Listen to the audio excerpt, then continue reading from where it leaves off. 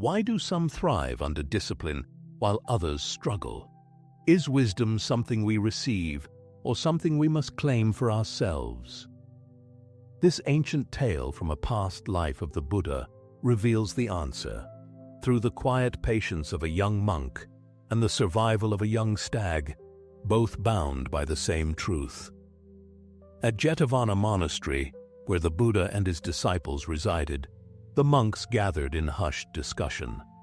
Their topic was Rahula, the Buddha's own son, now a young novice in the order. From the moment he had taken his vows, Rahula had shown unwavering commitment. He followed every rule carefully, observed every teaching without question.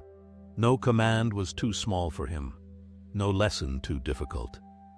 Yet despite his dedication, a new rule had left him in an unusual predicament. Not long ago, the Buddha had set forth a precept. Fully ordained monks and novices were not to share sleeping quarters. The rule had been made to maintain proper discipline, ensuring that novices learn self-reliance. But in their eagerness to follow the rule, the brethren had taken it too far. That night, when Rahula sought a place to rest, he found no door open to him. The monks, fearing they might break the rule, refused him entry to their lodgings. None considered his status, none recalled that he was the son of the very master who had set the rule. They had simply told him to find his own place. Rahula did not protest. He did not remind them of who he was, nor demand special treatment. He accepted their words and left in search of shelter. The monastery was large, yet no space was offered to him. Every dwelling belonged to someone else. Every door was closed to him. So he chose the one place no one else would claim, the monastery's latrine. It was not filthy, as one might assume, for even the simplest places in the dwelling of a Buddha were kept in perfect order. The floor was smooth and clean, a lamp burning there through the night.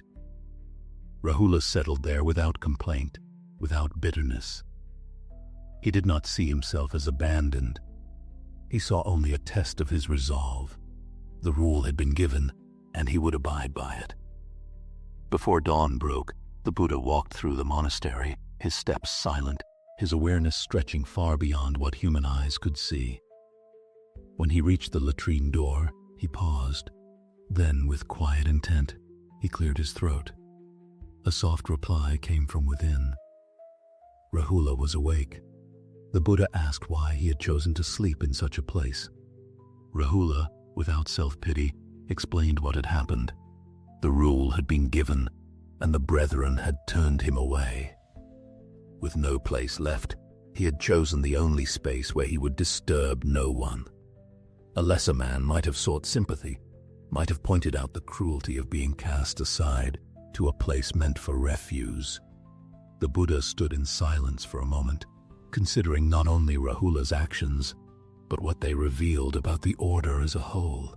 If even Rahula had been treated this way, what would become of other young novices who entered the path?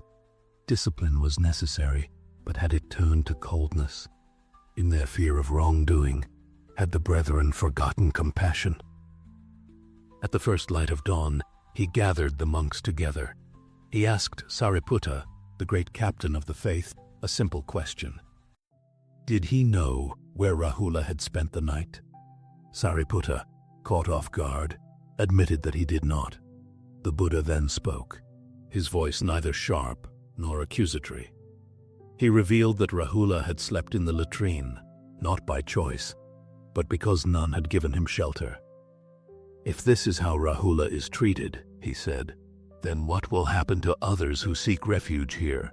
If even he is cast aside without care, how will you welcome those with no father to protect them?